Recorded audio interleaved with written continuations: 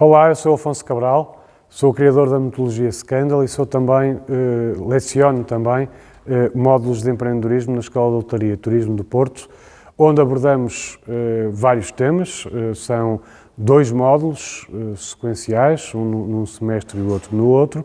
No primeiro semestre abordamos temas mais relacionados com o modelo de negócio, com a organização das empresas, e no segundo trabalhamos essencialmente o plano de negócios e, portanto, uma área muito mais vasta de abrangência e de conteúdo.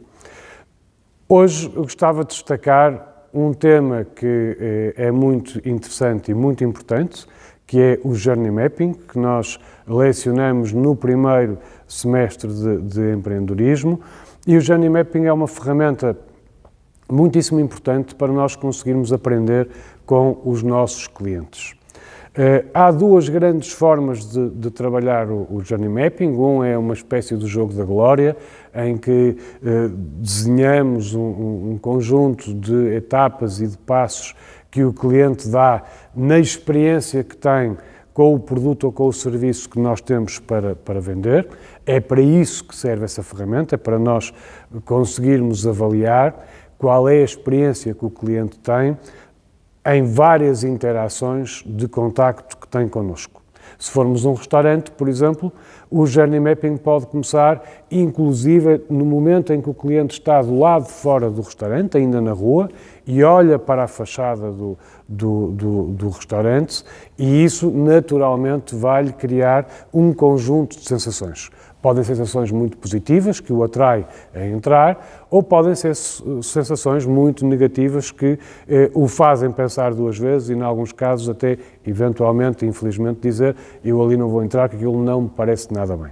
E, portanto, nós temos que perceber que todos os pormenores, todos os detalhes, podem conduzir um cliente a sentir que a expectativa que tinha gerada foi satisfeita ou, por outro lado, terá ficado aquém, e isso pode fazer com que o cliente não volte novamente ao nosso espaço, ou não volte a comprar o nosso produto, ou não volte a chamar um serviço que precise, seja ele de que natureza for. E, portanto, o Journey Mapping o que faz é identificar todas as interações que o cliente tem com a nossa organização, vai identificar quem é o responsável por gerir esse processo, esse momento de interação, vai procurar identificar qual é a expectativa que o cliente tem relativamente a essa interação. Exemplo, nós podemos ter um restaurante fantástico, com uma comida excepcional, uma decoração muitíssimo atrativa, mas o cliente vai ao quarto de banho e encontra aquilo virado ao contrário. E isso, naturalmente, vai criar uma sensação negativa, porque não vai de encontro à expectativa que o cliente teria, que era chegar a um sítio que cheirasse bem, que tivesse arrumado, que tivesse organizado, que tivesse higienizado. Essa é a expectativa que o cliente tem quando entra no quarto de banho, sentir que aquilo está limpo. Não é? E quando o cliente entra e percebe que isso não acontece, não só lhe vai criar imediatamente uma apreciação negativa porque falhou relativamente à expectativa que ele tinha, mas depois essa própria sensação pode propagar as sensações do cliente para outras áreas. O cliente pode pensar assim, se o quarto de banho, que é um sítio que está disponível ao público, está nesta maneira, o que é que acontecerá, por exemplo, na cozinha, não é? Que nós não vemos, porque a maior parte das cozinhas são fechadas, não são todas, mas a maior parte são fechadas. Ora, se são fechadas, portanto, o público não pode entrar lá, no quarto de banho é assim, como é que será lá? E, portanto, nós temos que ter também muito cuidado com a contaminação que algumas interações podem provocar noutras interações, ainda que essas possam ter um resultado muito positivo da apreciação do cliente. E, portanto, nós temos que ter identificadas todas as interações possíveis, qual é a expectativa que o cliente tem daquilo que nós conseguirmos apurar em cada momento, qual é a expectativa que o cliente tem relativamente a essa interação, portanto, ou seja, o que é que ele espera que aconteça, que nós possamos entregar ao cliente, quem é o responsável por isso, e depois qual é o nível de satisfação que nós estamos a obter com aquilo que estamos a entregar. Como é que isso se faz? De uma única maneira possível, que é perguntando ao cliente. Como é que se pergunta ao cliente? Pergunta-se ao cliente de várias maneiras. Pode-se perguntar diretamente, perguntando mesmo, não é?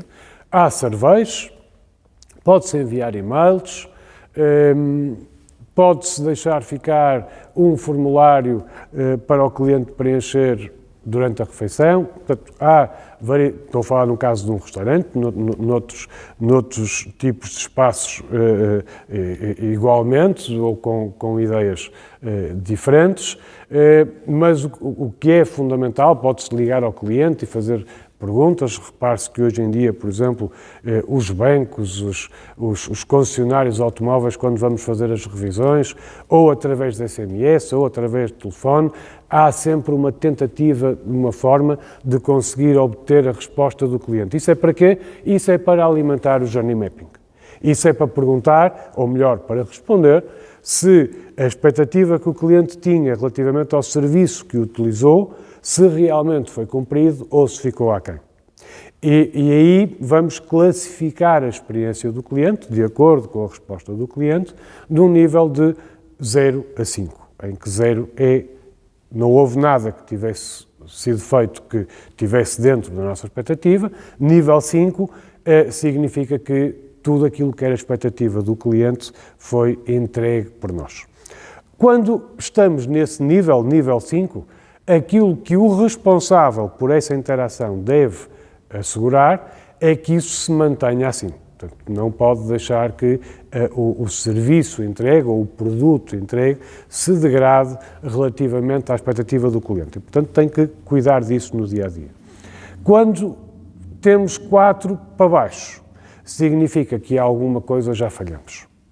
Claro que quanto mais baixo for o grau, mais nós falhamos, mais longe estamos de satisfazer a expectativa do cliente e, portanto, maior gravidade tem os erros que nós eventualmente tenhamos cometido. O que é preciso fazer logo a partir do momento em que nós identificamos que temos um 4? É perceber o que é que nós falhamos para não conseguirmos ter um 5. E aí isolamos o problema, isolamos a causa de não estarmos a conseguir satisfazer plenamente o cliente. E é a partir dessa identificação que nós temos que perceber, pensar, discutir muitas vezes internamente o que é que podemos fazer para sanar esse problema identificado e conseguirmos então entregar ao cliente aquilo que queremos entregar. E nesse momento de debate surgirão com certeza várias soluções, até que se venha a escolher uma, que é o caminho é por aqui, é isto que nós temos que fazer para resolver isto e não voltarmos a falhar. Nesse preciso momento é preciso fazer 2 coisas fundamentais. Uma é identificar quem é que tem que assumir a liderança da resolução do problema, ou seja, identificar uma pessoa responsável por cumprir essa missão. E a segunda, muito importante também, quanto tempo tem, qual é a data limite para que esse problema esteja resolvido. Se não se fizer estas 2 coisas, a maior parte das vezes o que acontece é que este problema vai ficar arrastado durante semanas, meses, às vezes até anos. Porquê? Porque não há ninguém responsável por resolver e não há uma deadline para se cumprir com esse desígnio. Se isto for feito desta maneira, então no final nós vamos conseguir ter uma solução que pomos em prática e quando voltarmos novamente ao início, para voltar a verificar qual é a sensação de experiência que o cliente teve, então aí provavelmente já estarão a conseguir transformar 3, 4 em 5, terem clientes muitíssimo mais satisfeitos e, obviamente, com isso, toda a organização e todas as pessoas beneficiarem com essa ferramenta. Journey Mapping é uma ferramenta imprescindível que nós devemos ter sempre presente e estarmos sempre a trabalhar nela, porque é ela que nos permite sentir o pulso do nosso cliente. E o nosso cliente é a razão pela qual nós existimos.